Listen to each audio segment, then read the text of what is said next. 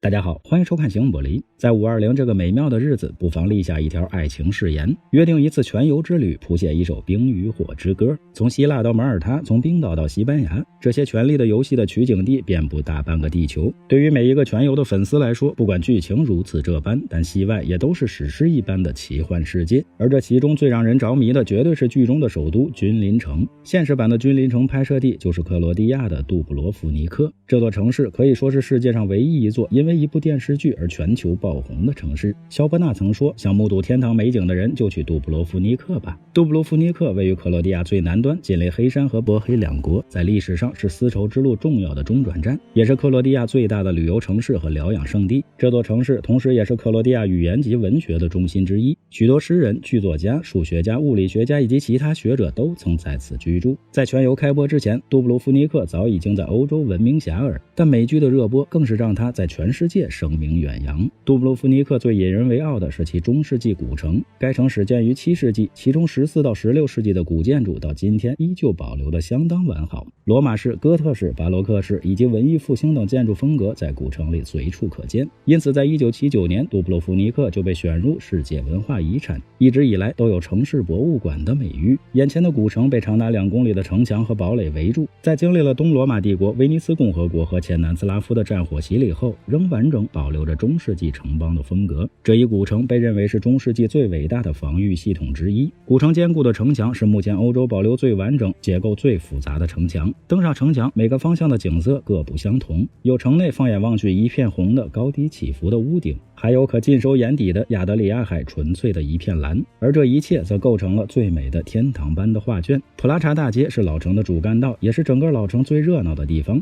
城内完好的保留了14世纪的药房、教堂、修道院以及古老而华丽的宫殿。整齐划一的建筑被无数小胡同分隔，使整座老城有闹有静，无不体现着令人感动的包容和令人欣慰的幸福。老城的卢扎广场是必去的打卡之地，这里有一根始建于15世纪不起眼的石柱，这是杜布罗夫尼克最美丽的艺术作品之一，一直以来都是城市自由和独立的象征。作为权力的游戏君临城的取景地，杜布罗夫尼克从上到下都是君临城的影子。如今大批游客涌入这里，亲身感受君临城下，当地因此也多了很多全游一日游的旅游项目，比如全游实景与剧照对比还原君临城。很多粉丝甚至拿着打印出来的全游经典场景一一探寻，并拍下身临其境的瞬间。杜布罗夫尼克背靠塞德山，有缆车可通往山顶俯瞰古城的全景，远远望去，古城的形状很像一个贝壳，难怪拜伦曾称其为亚得里亚海明珠。即使夕阳西下之后，也别着急离开，当古城街道上的灯光亮起，夜色的杜布罗夫尼克古城更有另一番滋味。除了君临城，南巫们和巨商们的城市奎尔斯其实也在这里，只需从海港乘船15分钟即可到达洛克鲁姆岛。如今小岛已成为权力的游戏的博物馆，收藏着剧中的展品和照片以及一些拍摄道具。得益于美剧全游在全世界170多个国家的传播，杜布罗夫尼克所在的克罗地亚早在4、5月份就出现了游客暴增，这其中中国游客功不可没。要知道一般6月才是这里的旅游旺季。当然随着全游第8季的热播，与全游相关的全球38个取景地，比如西班牙、北爱尔兰、冰岛以及马耳他等地，游客都出现了大幅度上升。很多粉丝是因为追剧才来旅游的，其中最明显的就是来自东亚的游客。尽管杜布罗夫尼克一直是欧洲游客的热门度假胜地，在5年前这里几乎是没有中国游客的，但最近却显得越来越多。不可否认，都是因为这部由《冰与火之歌》改编而来的风靡全球的美剧《权力的游戏》。相比于那几个因小视频而短暂爆红的网红旅游城市来说，杜布罗夫尼克则显得更有韵味、更有灵魂、更有内涵。你一路走一路拍，并不会因跟风而至而显得那么肤浅，也并不会只为了挤进几家人造网红餐厅之后反而感觉平淡无奇而自带失落难堪。总之，与你心爱的人一起进入《冰与火之歌》，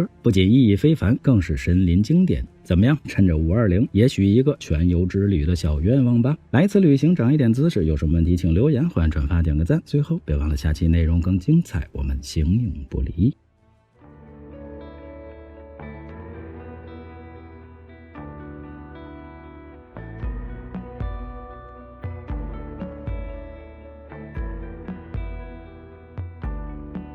第一次